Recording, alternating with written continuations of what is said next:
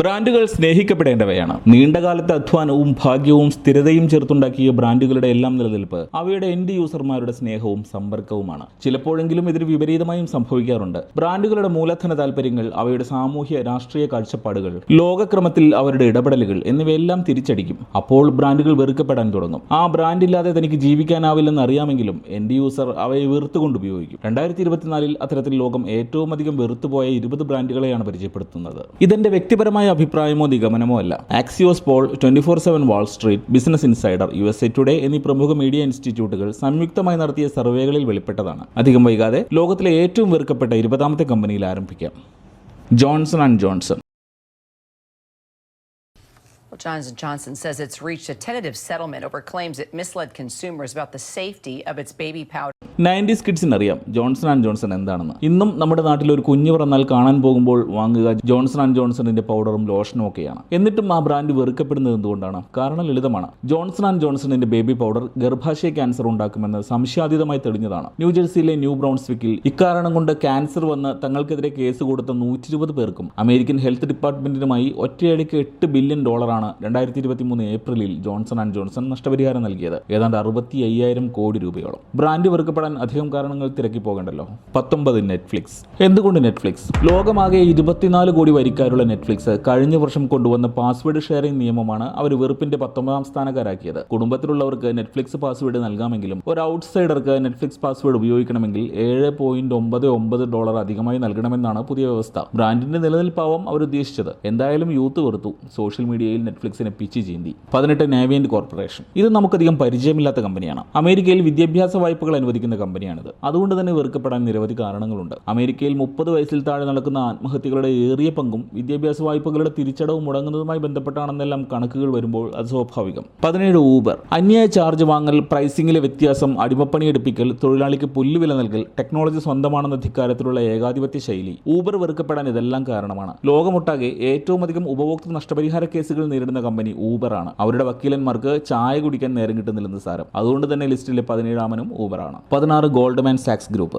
2008 സാമ്പത്തിക മാന്ദ്യത്തിൽ ലോകത്തിലെ സമ്പത്തിന്റെ ഏറിയ പങ്കും ആവിയാക്കിയിട്ടും ഞാനൊന്നും പറഞ്ഞില്ലേ എന്ന മട്ടിൽ ഇപ്പോഴും വിലസുന്ന ഇൻവെസ്റ്റ്മെന്റ് ബാങ്കർമാരാണ് ഗോൾഡ്മാൻ സാക്സ്. ഇന്നും ലോകമൊട്ടാകെ ഒരു ദിവസം 1000-ലേറെ വീടുകൾ അവരും അവരുടെ കങ്കാണി ബാങ്കുകളും ചേർന്ന് ജപ്തി ചെയ്യുന്നുണ്ട്. കാറുകൾ പിടിച്ചെടുക്കുന്നു, തൊഴിലുകൾ നഷ്ടപ്പെടുത്തുന്നു. സമ്പന്നന് കൂടുതൽ സമ്പത്തുണ്ടാക്കാൻ ദരിദ്രന്റെ കഴുത്തിന് പിടിക്കുന്ന ഗോൾഡ്മാൻ സാക്സിനെ വെറുക്കാതിരിക്കുന്നത് എങ്ങനെ? 15 സിഗ്ന ഗ്രൂപ്പ്. ഇതും നമുക്കധികം പരിചയമില്ല. ഹെൽത്ത് ഇൻഷുറൻസ് ആണ് ഇവരുടെ മേഖലയെങ്കിലും ഹെൽത്ത് ഇൻഷുറൻസ് കൊടുക്കാതിരിക്കലാണ് മെയിൻ. ലോകമൊട്ടാകെ ഏറ്റവും അധികം ഇൻഷുറൻസ് തീർപ്പ് പരാതികൾ നേരിടുന്ന കമ്പനി. 90% താഴെയാണ് ഇവരുടെ ക്ലെയിം അനുവദിക്കൽ ശരാശരി. നമ്മുടെ LIC 99.8% ക്ലെയിമുകളും അനുവദിക്കുമ്പോഴാണ് ഇതെന്ന് ഓർക്കണം. ഇന്ത്യയിലും എത്തിയിട്ടുണ്ട് ഇവർ. Manipal സിഗ്ന life insurance India. എന്താവുമോ എന്തോ. അങ്ങനെ സിഗ്നയും ഇരിക്കട്ടെ 15ാം സ്ഥാനത്ത്. 14 വെൽസ് ഫാർഗോ ആൻഡ് കമ്പനി. കാര്യം, ഇന്ത്യക്ക് ഏറ്റവും അധികം ഔട്ട്സോഴ്സിംഗ് ജോലികൾ നൽകുന്ന കമ്പനികളിൽ ഒന്നാണ് വെൽസ് ഫാർഗോ ബാങ്ക്. അവരുടെ ലോകമെമ്പാടുമുള്ള കസ്റ്റമർ കെയർ മുഴുവൻ കൈകാര്യം ചെയ്യുന്നത് ബംഗളൂരുവിലും ചെന്നൈയിലും ഹൈദരാബാദിലുമാണ്. പക്ഷെ ഭീകരന്മാരാണ്. നമ്മളൊരു അക്കൗണ്ട് വെൽസ് ഫാർഗോ ബാങ്കിൽ എടുത്തെന്നിരിക്കട്ടെ, പിന്നെ അവരുടെ ഡസൻ കണക്കിന് ഫിനാൻഷ്യൽ പ്രൊഡക്റ്റുകൾ നമ്മളെ കെട്ടിയേൽപ്പിക്കും. നമ്മുടെ പേരിൽ demat account, SIP, credit card, FD, overdraft, സബ്സ്ക്രിപ്ഷനുകൾ, അങ്ങനെ. ഇതൊന്നും നമ്മൾ അറിഞ്ഞിട്ട് പോലും ഉണ്ടാകില്ല. പലിശ അടക്കാൻ നോട്ടീസ് വരുമ്പോഴാണ് ഞെട്ടുക. 2017 അമേരിക്കയിൽ കോടിക്കണക്കിന് ഡോളർ ഈ വകയിൽ അവർക്ക് നഷ്ടപരിഹാരം നൽകേണ്ടി വന്നിട്ടുണ്ട്. വെറുപ്പിന്റെ 14ാം സ്ഥാനത്ത് അവരാണ്. 13 റോബിൻഹുഡ് മാർക്കറ്റ്സ്. ഫിനാൻഷ്യൽ മാർക്കറ്റുകളെ മര്യാദ പഠിപ്പിക്കാൻ ഒരു ജനാധിപത്യ ഇടപെടൽ എന്ന രീതിയിൽ തുടങ്ങിയ പ്രസ്ഥാനമാണ് റോബിൻഹുഡ്. എന്നാൽ 2023 അവരുടെ അനാവശ്യ ഇടപെടലുകൾ ഓഹരി വിപണികളിൽ കാര്യമായ പ്രശ്നങ്ങൾ സൃഷ്ടിച്ചു തുടങ്ങി. ഒരുപാട് ചെറുകിട ട്രേഡർമാർ കുത്തുവാള എടുക്കുന്ന തരത്തിൽ ചില ഓഹരികൾ വില കയറ്റിയും ഇറക്കിയും കളിച്ചപ്പോൾ റീറ്റെയിൽ ഇൻവെസ്റ്റർമാർക്ക് ഇവരോട് വെറുപ്പായി. റോബിൻഹുഡ് അതിന്റെ സ്ഥാപിത ലക്ഷ്യങ്ങൾ ഇനിയും തെളിയിക്കേണ്ടിയിരിക്കുന്നു. ഇത് അമേരിക്കയ്ക്ക് വേണ്ടി ഉണ്ടാക്കിയ വെറുപ്പിന്റെ ലിസ്റ്റാണല്ലോ എന്ന് കരുതാൻ വരട്ടെ. നമുക്കറിയാവുന്ന, നമ്മൾ ഉപയോഗിക്കുന്ന പലരും ഈ ലിസ്റ്റിൽ പുറകെ വരുന്നുണ്ട്. അപ്പോൾ തുടരാം. 12 യുണൈറ്റഡ് എയർലൈൻസ്. ലോകത്തിലെ ഏറ്റവും മോശം സർവീസ് നൽകുന്ന കമ്പനികളിൽ ഒന്നാണ് യുണൈറ്റഡ് എയർലൈൻസ്. അവരുടെ ഗ്രൗണ്ട് സ്റ്റാഫും സ്റ്റുവേർഡ്സും യാത്രക്കാരെ കയ്യേറ്റം ചെയ്യുന്ന എത്രയോ വീഡിയോകൾ സമൂഹ മാധ്യമങ്ങളിലുണ്ട്. ഷെഡ്യൂളുകൾ വെട്ടിക്കുറയ്ക്കൽ, അന്യായമായ പ്രൈസിംഗ്, വിമാനം വൈകൽ തുടങ്ങിയ ആയിരക്കണക്കിന് പരാതികളുള്ള യുണൈറ്റഡ് എയർലൈൻസ് ആണ് ലിസ്റ്റിലെ 12ാമൻ. 11 ഇക്വിഫാക്സ്. നമ്മുടെ നാട്ടിലെ സിബിലാണ് ആഗോളതലത്തിൽ ഇക്വിഫാക്സ്. ആളുകൾ ലോൺ എടുത്താൽ തിരിച്ചടയ്ക്കുന്നവരാണോ, ക്രെഡിറ്റ് സ്കോർ എങ്ങനെ, ബാങ്കുകൾ കള്ളുവയ്ക്കുന്ന കൂട്ടത്തിലാണോ എന്നെല്ലാം പരിശോധിച്ച് ഡാറ്റാബേസ് ഉണ്ടാക്കി ലോകമൊട്ടാകെയുള്ള ബാങ്കുകൾക്ക് വിൽക്കലാണ് പ്രധാന പരിപാടി. നമ്മുടെ ഡാറ്റ ചോർത്തിയെടുക്കാൻ ഏത് തറപ്പണിയും കാണിക്കാൻ മടിയില്ലാത്ത കമ്പനി. സമ്മാന കൂപ്പൺ പൂരിപ്പിക്കുന്നത് മുതൽ ആശുപത്രിയിൽ OP ടിക്കറ്റ് എടുക്കുമ്പോൾ കൊടുക്കുന്ന നമ്മുടെ ഡാറ്റ വരെ ചുരണ്ടിയെടുത്ത് വിൽക്കുന്ന ക്രെഡിറ്റ് ബ്യൂറോ. വെറുക്കപ്പെടേണ്ടവർ. 10 ബിറ്റ്കോയിൻ. അതിന് ബിറ്റ്കോയിൻ ഒരു ബ്രാൻഡാണോ എന്ന് ചോദ്യം വരാം. ബിറ്റ്കോയിൻ ഒരു ബ്രാൻഡാണ്, എന്നാൽ അതിനൊരു മുതലാളിയോ ഡയറക്ടർ ബോർഡോ നിയമങ്ങളോ ഇല്ല. അതൊരു യൂസർ ജനറേറ്റഡ് ബ്രാൻഡാണ്. എന്തുകൊണ്ട് ഈ ബ്രാൻഡ് വെറുക്കപ്പെടുന്നു എന്ന് ചോദിച്ചാൽ അതിന്റെ മാർക്കറ്റ് വോളറ്റിലിറ്റി, പ്രതിവർഷം 20 മില്യൺ കാർബൺ ഡൈ ഓക്സൈഡ് പുറത്തുവിടുന്നതിന്റെ പ്രവർത്തന ശൈലി തുടങ്ങിയവയെല്ലാം വിമർശന വിധേയമാണ്. ബിറ്റ്കോയിനിൽ വിശ്വസിച്ച 70% പേരും തുളഞ്ഞു പോയിട്ടുണ്ട്. ഇനി എന്താവുമെന്ന് കണ്ടറിയണം. 9 FTX.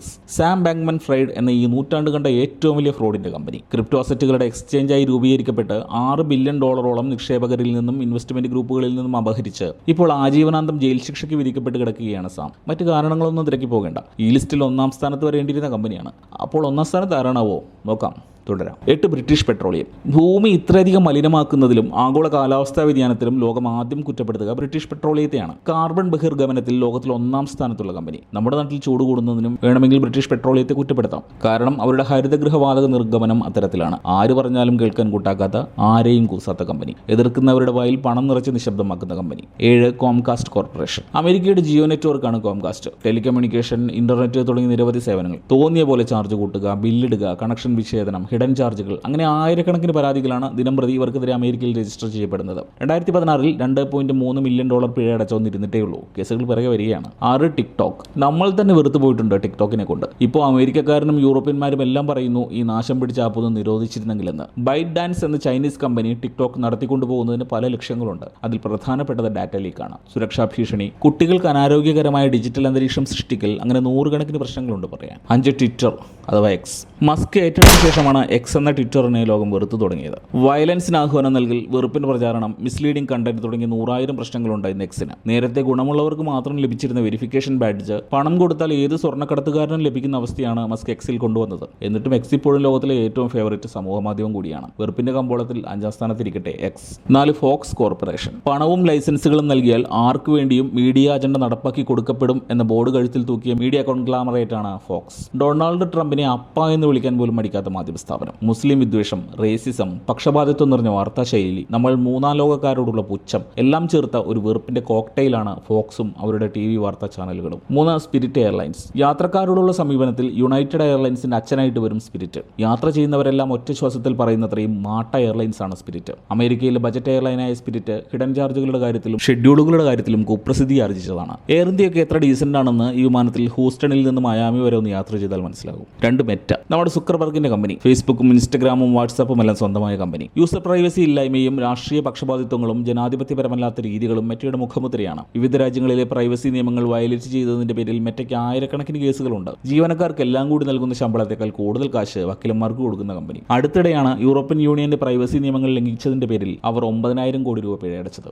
ഇന്ത്യയിൽ ഫേസ്ബുക്കിന്റെ പക്ഷപാതിത്വം നമുക്കെല്ലാം അറിയാവുന്നതുമാണല്ലോ. അങ്ങനെ 1-ാം സ്ഥാനക്കാരനെ കണ്ടെത്താനുള്ള സമയമായി. അന്തിക്രിസ്തുവിന് വേണ്ടിയുള്ള കാത്തിരിപ്പിന് വിരാമം. ഇതാണ് കമ്പനി. ലോകത്തിലെ ഏറ്റവും അധികം വെറുക്കപ്പെടുന്ന കമ്പനി ദി ട്രംപ് ഓർഗനൈസേഷനാണ്. ഡൊണാൾഡ് ട്രംപ് ജൂനിയറിന്റെ കറക്ക് കമ്പനി. നിക്ഷേപകരെ പറ്റിക്കാൻ കള്ളക്കണക്കുണ്ടാക്കൽ തുടങ്ങി വിവിധ റിയൽ എസ്റ്റേറ്റ് ഇടപാടുകളിലെ അഴിമതികൾ വരെ നീളുന്ന കുറ്റാരോപണങ്ങളുണ്ട് ട്രംപ് ഓർഗനൈസേഷന്. പ്രധാനമായും റിയൽ എസ്റ്റേറ്റ് ആണ് ഇവരുടെ ഇടപാട്. വൻ നഗരങ്ങളിൽ അമ്പരചുംബികൾ ഉണ്ടാക്കി വാടകയ്ക്ക് കൊടുക്കുന്ന കമ്പനി. പിന്നെ കാസിനോകൾ, റിസോർട്ടുകൾ തുടങ്ങി ബ്ലേഡ് കമ്പനി വരെ നടത്തുന്നു. പ്രസിഡന്റ് ആയിരുന്ന കാലത്ത് വഴിവിട്ട് തന്റെ കമ്പനിക്ക് വേണ്ടി പലതും നേടിയെടുത്തിട്ടുണ്ട് ട്രംപ്. അമേരിക്കയിൽ ഒരു മനുഷ്യനും ഈ കമ്പനി കണ്ടെടുത്താൽ കണ്ടുകൂടാ. അമേരിക്കയ്ക്ക് വേണ്ടാത്ത ട്രംപിനെ ലോകത്തിനെന്തിന്? വംശീയതയും മുസ്ലിം വിദ്വേഷവും 3-ാം ലോകത്തോടുള്ള മ്ലേച്ഛമായ സമീപനവും എല്ലാം അയാളുടെ മുഖമുദ്രയാണ്. ആ കമ്പനിക്ക് ഇരിക്കട്ടെ വെറുപ്പിന്റെ 1-ാം സ്ഥാനം. നന്ദി Axios poll, 24/7 Wall Street, Business Insider, USA Today ഇത്തരമൊരു സർവേ നടത്തിയതിന്. ഇതുവരെ കണ്ടിരുന്ന പ്രേക്ഷകർക്കും നന്ദി.